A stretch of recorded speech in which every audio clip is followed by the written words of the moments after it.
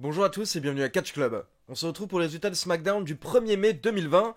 Allez, c'est parti. Le show démarre avec l'entrée de Daniel Bryan. Bryan qui prend le micro pour nous dire que ce n'est pas un secret, il adore ce qu'il fait. Et il nous explique que ce qu'il aime le plus, c'est avoir de nouveaux challenges et essayer de nouvelles choses. C'est pour ça qu'il est très excité par le fait de participer au Money in the Bank match le plus unique de l'histoire. Bryan nous rappelle que 6 hommes et 6 femmes vont combattre dans les bureaux de la WWE pour la mallette Money in the Bank. Et il nous dit qu'il a combattu dans des matchs assez fous par le passé, mais il n'a jamais combattu dans les bureaux d'une fédération. Du coup, il ne sait pas vraiment comment est-ce que ça va se passer. Il demande par exemple est-ce que les gens ont le droit de prendre l'ascenseur pour monter directement au dernier étage afin de décrocher la mallette. Puis Bryan nous explique à quel point il sait que le Money in the Bank est une opportunité. Car il y a 9 ans, il n'arrivait même pas à être booké à SmackDown, mais une fois qu'il avait remporté la mallette Money in the Bank, sa carrière a totalement changé. Bryan nous dit que le fait d'avoir encaissé sa mallette Money in the Bank a mené à la création du Yes Movement et au fait qu'il est main eventé WrestleMania. Puis Bryan précise que malheureusement Drew Gulak ne participera pas au Money in the Bank match car la semaine dernière il a été battu par Baron Corbin grâce à l'aide de Shinsuke Nakamura et Cesaro. Du coup Daniel Bryan est présent ce soir pour venger Drew Gulak et il demande à King Corbin de le rejoindre dans le ring car les deux catcheurs sont censés s'affronter. Du coup Corbin fait son entrée et bien entendu il nous annonce qu'il va remporter le Money in the Bank match.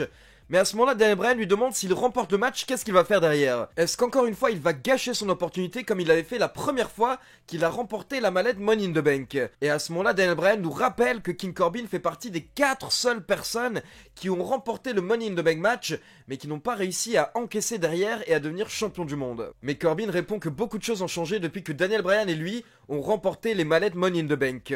Déjà, Daniel Bryan à l'époque était affamé, il en voulait, et aujourd'hui il a l'air fatigué, donc Corbin nous assure que ce soir il va terminer le travail. Ça nous mène donc au premier match de la soirée avec King Corbin contre Daniel Bryan. On a eu le droit à un match d'environ 15 minutes, et vers la fin du match, les deux catcheurs étaient à l'extérieur du ring, Daniel Bryan était en train de dominer le match, du coup King Corbin a utilisé une échelle qui faisait partie du décor de SmackDown, et il l'a jetée sur son adversaire, ce qui a causé la disqualification de King Corbin.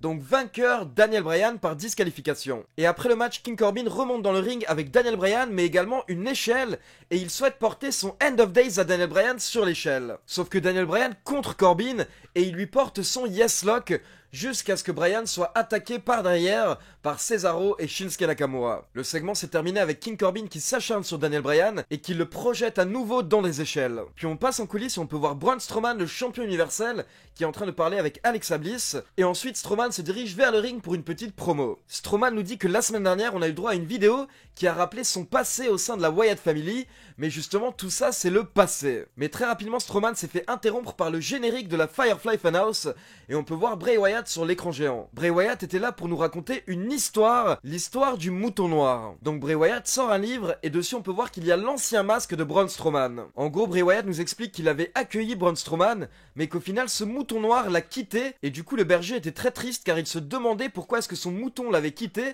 alors qu'il l'avait si bien traité. Wyatt explique que ses autres animaux l'ont également quitté et du coup il s'est retrouvé tout seul et il a même perdu sa ferme. Mais Wyatt dit qu'ils vont peut-être réécrire la fin de cette histoire avec une nouvelle fin où le berger retrouve le mouton noir, il lui rappelle ses erreurs puis il l'emmène à l'abattoir. Mais Braun Strowman coupe Bray Wyatt et il lui dit que s'il veut continuer, alors qu'il vienne dans le ring pour parler à Braun Strowman face à face. Mais à ce moment-là Bray Wyatt réfléchit puis au final il se met à rire et il dit au revoir à Braun Strowman. On passe ensuite au second match de la soirée avec Sheamus qui affronte Leon Ruff.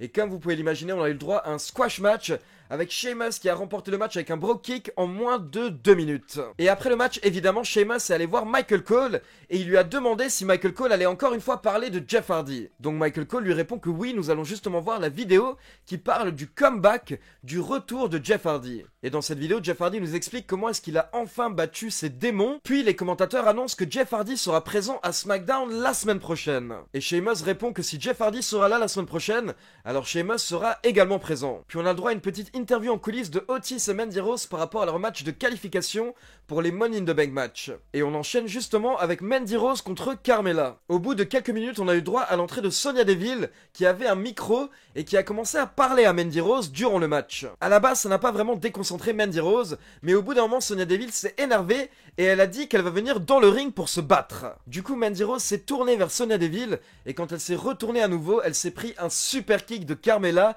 pour la victoire. Donc Carmella se qualifie pour le Money in the Bank ladder match féminin, et après le match on a le droit à une attaque de Sonya Deville sur Mandy Rose. Sonya Deville a projeté son ex-meilleur ami contre le poteau de coin de ring, et également contre les escaliers du ring, jusqu'à ce que les officiels viennent les séparer, et Sonya Deville criait qu'elle ne va pas s'arrêter, elle va tout faire pour gâcher la vie de Mandy Rose. Du coup après la pub on retrouve Mandy Rose qui est en coulisses avec un docteur qui est en train de s'occuper d'elle, et on peut voir qu'elle a une grosse marque à la cuisse suite à l'attaque de Sonya Deville. Donc forcément Otis vient voir si tout se passe bien, et le docteur rassure Otis, donc Otis repart pour se préparer pour son match. Mais à ce moment-là, il croise Dolph Ziggler à l'extérieur du bureau du médecin. Dolph Ziggler a l'air inquiet et il demande à Otis si Mandy Rose va bien. Mais bien entendu Otis est très énervé donc il ne répond pas et il continue sa route. Puis on passe au 4e match de la soirée avec les New Day, Big E et Kofi Kingston contre les Forgotten Sons, Wesley Blake et Steve Cutler accompagnés par Jackson Ryker. Et comme on pouvait s'y attendre, Jackson Ryker est intervenu durant le match.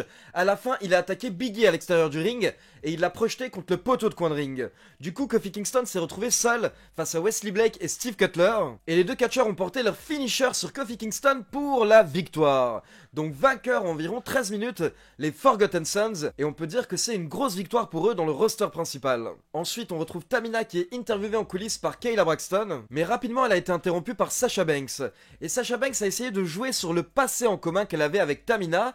Elle a essayé un petit peu de faire ami-ami. Mais en réalité, c'était un piège car à ce moment-là, Bayley a essayé d'attaquer Tamina par derrière. Mais Tamina l'a entendu et elle a attrapé Bayley. Mais alors que Tamina avait arrêté Bayley, elle s'est fait attaquer par derrière par Sasha Banks. Et les deux catcheuses se sont acharnées sur Tamina jusqu'à ce qu'elle soit sauvée par Lacey Evans.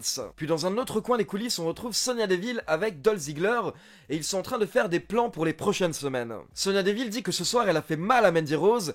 Et elle va continuer, elle veut encore lui faire mal. Et derrière, Dolph Ziggler annonce qu'il va battre Otis ce soir, car tout le monde croit que Otis est le gentil dans cette histoire, mais en réalité Otis est le méchant du film. Puis Dolph Ziggler a commencé à rêver, il a dit qu'il va remporter à nouveau le Money in the Bank ladder match, il va l'encaisser à nouveau pour redevenir champion du monde de la WWE. Et il termine en disant qu'une fois que Sonya Deville aura fini de faire mal à Mandy Rose, à ce moment-là, il s'occupera de Mandy, tout en étant le nouveau champion. Puis les commentateurs nous annoncent quelques matchs pour la semaine prochaine. Donc d'abord, on aura un 3 contre 3 avec King Corbin, Cesaro et Shinsuke Nakamura contre Drew Gulak, Daniel Bryan et un partenaire mystère. À côté de ça, on aura un 2 contre 2 féminin avec Bayley et Sasha Banks contre Tamina et Lacey Evans.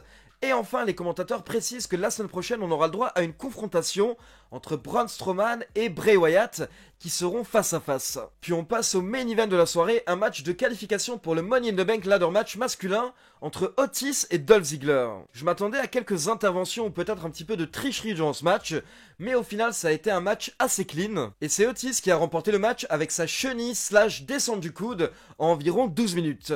Donc Otis est qualifié pour le Money in the Bank ladder match.